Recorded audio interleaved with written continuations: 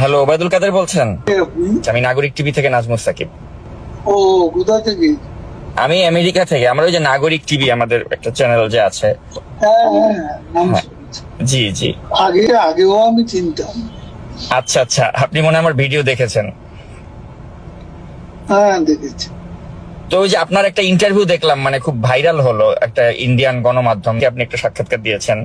তো ওইটা নিয়ে একটু জানতে চাচ্ছিলাম আর কি। এই যে বলা হচ্ছে যে আপনি 5 আগস্টে নাকি ওই যে বাথরুমে আপনাকে পালিয়ে থাকতে হয়েছিল, তারপরে মানে ছাত্রদের সহায়তায় আপনি প্রাণে বেঁচে যান। তো বাড়ি অ্যাটাক করছে তখন, এছাড়া উপায় কি ছিল? তো আপনি কি তাহলে বলতে চান যে সত্যটাকে কেন? মানে ছাত্ররাই কি তাহলে আপনি কি আপনাকে রক্ষা করেছে? এটাও তো ঠিক।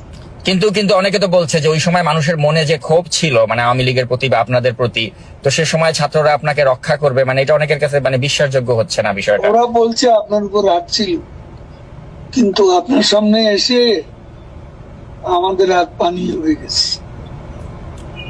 তো এরপরে আপনি তাহলে 3 মাস তো দেশেই ছিলেন। হ্যাঁ, ছিলাম। তো দেশ থেকে মানে তাহলে মানে গেলেন কিভাবে? ওখানে আপনাকে কারা সহযোগিতা করলো, এটা কি বলা যাবে? এটা কি বলা যায়? আচ্ছা। তো এখনো মানে দেখা যাচ্ছে যে 3 মোহাম্মদে। মাস পরে আমার জি আচ্ছা, বলেন। যেভাবে তল্লাশি, বাড়িতে বাড়িতে অভিযান, আত্মীয় স্বজনের বাড়িতে তল্লাশি, এসব একবারে চরমে। তো এটা তখন শরীরটাও আমার একটু সমস্যা হয়ে পড়ছিল, কোনো ওষুধ খেতে হয়। তো ওষুধ খেলে আমি ভাবলাম যে অ্যারেস্ট হলে তো আমাকে ওষুধ খাওয়ানোর লোক নেই।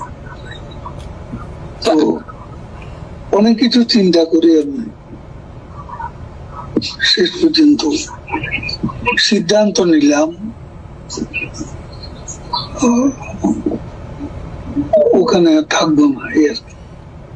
তো এই যে 3 মাস যে আপনি থাকলেন, তো এই 3 মাসে তো আপনি নিশ্চয়ই বুঝতে পেরেছেন যে মানে মানুষের মনে যে আপনাদের আওয়ামী লীগকে নিয়ে যে এত ক্ষোভ, এই ক্ষোভটা কি আপনি মনে করেন না যেটা যুক্তিযুক্ত ছিল? কারণ আপনারা এই যে 15.5 বছরে যা করলেন, আপনার কি মনে হয় না যে এটা থেকে আপনাদের আমরা 15.5 বছরে পদ্মা সেতু তো আমরা করেছি, 3.5 বছরে মেট্রো রেলও তো আমরা করেছি, 7.5 বছরে 15 বছরে ঢাকা এলিভেটেড এক্সপ্রেস ওয়ে তো আমরা করেছি। কিন্তু আপনারা যে উন্নয়ন করেছেন, উন্নয়নমূলক কর্মকাণ্ডের নামে যে জনগণের ভোটাধিকার আপনারা যে কেড়ে নিয়েছিলেন, আপনি কি মনে করেন না যে এটা এটা একটা আপনাদের ভুল ছিল? কোনটা? মানে এই যে উন্নয়নের কথা বলে আপনারা যে গণতন্ত্র না উন্নয়ন, কিন্তু দেখা গেল আপনারা উন্নয়নের কথা বলে 18 সালে একটা রাতের ভোটের নির্বাচন করলেন, 2024 একটা ডামি নির্বাচন করলেন। তো এই যে জনগণের যে ভোটের অধিকারটা কেড়ে নিয়েছিলেন, আপনি কি মনে করেন না যে এটা আপনাদের একটা ভুল সিদ্ধান্ত ছিল? আলোচনার অপেক্ষা রাখে, সেগুলো চর্চা করার বিষয় আছে, আমাদেরও একটা দৃষ্টিকোণ আছে। কিন্তু আমরা যখন দেখি মোহাম্মদে দেশে দেশে গণতন্ত্রের স্বরূপ সব জায়গায় একরকম নয়। আমাদের দেশে অপোজিশনের যে চেহারা, সেখানে আমাদেরকে একটা ইলেকশন লিগ্যালি করতে হয়, সেটা আমরা করেছি। তো এটা কিন্তু উন্নয়নকেও আমরা, দেশের মানুষ যা চায়, আজকে আপনি অপিনিয়ন পোল দেন, বেশিরভাগ লোক শেখ হাসিনা আবার আসুন, এবং শেখ হাসিনাকে আমরা চাই, এই কথা আজকে মানুষের মুখে। ইলেকশনটা হলে বুঝবেন না, কিন্তু এটা তো আপনি যেহেতু আওয়ামী লীগ করেন আপনি সেটা বলছেন, মানুষ শেখ হাসিনাকে বলবে। কিন্তু পাবলিক পারসেপশন হচ্ছে যে আপনি দেখেছেন যে শেখ হাসিনা যদি সত্যি মানে ওই সিচুয়েশন থাকতেন, দেশে থাকতেন, ওনাকে তো দেশ ছেড়ে পালিয়ে যেতে হয়েছে। তো এটা কি তার রাজনীতির জন্য একটা লজ্জাজনক অধ্যায় না? আমি এটা মনে করি না। তখন তার বেঁচে প্রয়োজন ছিল, কারণ তাদের সেদিন প্ল্যানই ছিল তাকে কিল করবে। আচ্ছা, বেগম খালেদা জিয়াও তো মারাত্মক শারীরিকভাবে অসুস্থ ছিলেন, কিন্তু কই উনি তো কম্প্রোমাইজ করেননি, উনি তো আপোষ করেননি, উনি তো দেশেই থেকেছেন, তাকে চিকিৎসাও করতে দেননি। হ্যাঁ, কিন্তু উনি তো আপনাদের সাথে আপনি তো কম্প্রোমাইজ ন্যায় নিয়ে করলে, কথা বলছেন। কিন্তু কম্প্রোমাইজ করলে তো আপনারা তাকে বিদেশে যেতে দিতেন, তো তিনি তো কম্প্রোমাইজ করেননি, কিন্তু আপনাদের নেতৃত্ব কম্প্রোমাইজ করে ভারতে চলে গেলেন। কম্প্রোমাইজ করে যায়নি, তাকে বাঁচার দরকার ছিল, সেই জন্য চলে আসছে। কিন্তু আপনার কি মনে হয় না যে আপনারা ওই সময়টাতে যখন শাসনভারে ছিলেন তখন আপনারা এমন এখন সবকিছু, বাংলাদেশে অপিনিয়ন পোল নেন, মানুষ কাকে সমর্থন করে, আমি সেই কথাই যাচ্ছি বারবার। আচ্ছা সেটা ঠিক আছে, এটা আপনি যেহেতু আওয়ামী লীগ করেন আপনি ভাববেন বা বিশ্বাস করবেন যে আমি আপনার সে দলের প্রতি কথা মানুষের সেবা সমর্থন। পাবো কেন? দেশে পাবলিক অপিনিয়ন কোন জায়গা এটা কি আপনি জানেন না? এখন আপনি একটা দলের সমর্থক হলে তো জানবেন না, এটাই স্বভাব। না আমি কোনো দলেরই সমর্থক না, আমি আপনি যখন তো বায়াস, না আমি কখনোই বায়াস না। when you are biased as a journalist, তখন আপনি ঢালাও অভিযোগ আচ্ছা আচ্ছা, করবেন। সাংবাদিক বলতে আপনারা এর তো কি, কোনো মানে নেই। সাংবাদিক বলতে মানে কারা বায়াস ছিল না? এই যে আপনার নাইমুল ইসলাম খানের মতো লোকরা, বা যারা ওই যে শেখ হাসিনার প্রেস কনফারেন্সে গিয়ে ভালো ভালো কথা বলতো? তাদের কথা বাদ, আপনি নিজেই বায়াস। আমি সবার কথা তো বলছি না। আচ্ছা আপনি আমাকে বায়াস বলেন, বায়াস লোক তো আছে। আপনি নিজেও তো সাংবাদিকতা করেছেন তাই না? আপনি নিজেও জানেন যে সাংবাদিকদের কাজ হচ্ছে প্রশ্ন করা। আমি ওই প্রশ্নটাই আপনাকে করছি, তো সেজন্য আমি সে প্রশ্ন করে লাভ তো নেই, প্রশ্ন করে যা নেবেন সেটা লিখতে পারবেন না, কারণ আমি আওয়ামী লীগের যে সেটি সেটা আপনি প্রচার করতে পারবেন না। আমি অবশ্যই প্রচার করতে কথা পারবো, বলার জন্য বলছেন। এবং আমি যেটা কথা আপনার সাথে হ্যাঁ। হচ্ছে পুরোটাই আমি আনকাট প্রচার করব। কিন্তু আমি যেটা জানতে চাই যে আপনাদের কি এখনো কোনো অনুশোচনা বা আত্ম উপলব্ধি হয়েছে যে আপনারা যা করেছিলেন না, সেগুলো সেটা- সঠিক ছিল না? না, আমাদের আত্ম উপলব্ধি, আমাদের আত্মসমালোচনা থাকতে পারে, এবং সেটা নিয়ে আমরা চর্চা করব যখন আমরা দেশে ফিরব, এবং সেখানে আলোচনা করে ভুল হয়ে থাকে আমরা ভুল স্বীকার করব, সেটা দেশে বিদেশে বসে। কিন্তু দেশে কি যাওয়ার মতো বাস্তবতা আপনাদের হবে আদৌ? কারণ আপনাদের নেতাকর্মীরা সবাই তো মানে পলাতকই বেশিরভাগই, কাউকেই তো আমরা দেখতে পাচ্ছি না। আদৌ কি দেশে আসার মতো কোনো সিচুয়েশন কখনো হবে আপনার মনে হয়? The sun rises every day, but the night before, প্রশ্ন করতে চাই, আরেকটা প্রশ্ন আপনাকে করতে। এটা তো আপনি জানা, এটা ইংরেজিটার বাংলা, একটু ভাবেন। এ ধরনের অবস্থা থেকে we can get out of this আপনার enemy position. হুম, এখন আমরা যে অবস্থা আছি, we can get out of the gutter. হুম, আমি সেটাই মনে করি। না সেটা ঠিক আছে, আপনি গাটারে পড়ে গেছেন, গাটার থেকে you can get out of the gutter, ওই বিশ্বাসটা আপনার আছে, কিন্তু কথা হচ্ছে এই গাটারে আপনারা পড়লেন কেন? হ্যাঁ, I can get out of the gutter. হ্যাঁ, তো ওই উপলব্ধিটা কি আপনাদের হয় যে এই গাটারে পড়লাম কেন?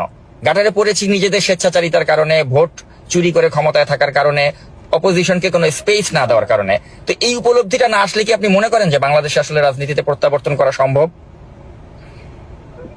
আমি আপনাকে বলছি, মানুষ এখন কেন মনে করছে,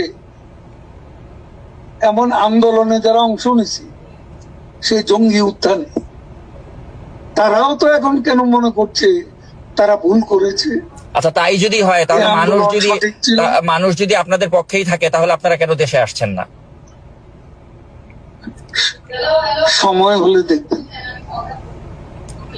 আচ্ছা আরেকটা প্রশ্ন একটু আপনাকে করতে চাই যে আপনাদের সময় তো অনেক ব্যবসায়িক দুর্বৃত্ত ছিল যারা আপনাদের প্রশ্রয়ে অনেক টাকার মালিক হয়ে We গিয়েছিল। are waiting with bated breath দেশে আসার জন্য।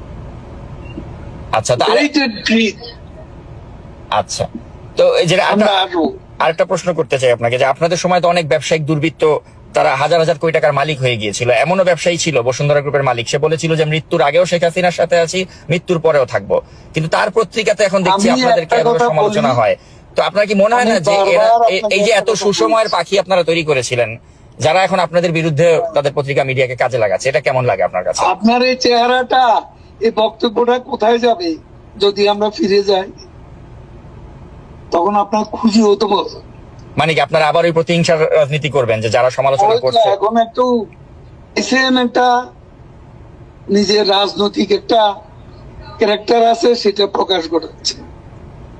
না, আমি সাংবাদিক হিসেবে আপনাকে জাস্ট প্রশ্ন করছি, আমি কিন্তু কোনো আমার you are not journalist, you are bias, partial journalist. আচ্ছা, তাহলে বায়াস কে না ওই নাইমুল ইসলাম খানের মতো লোকরা? জার্নালিজমের একটা নিউট্রালিটি থাকে, এটা আপনার নাই।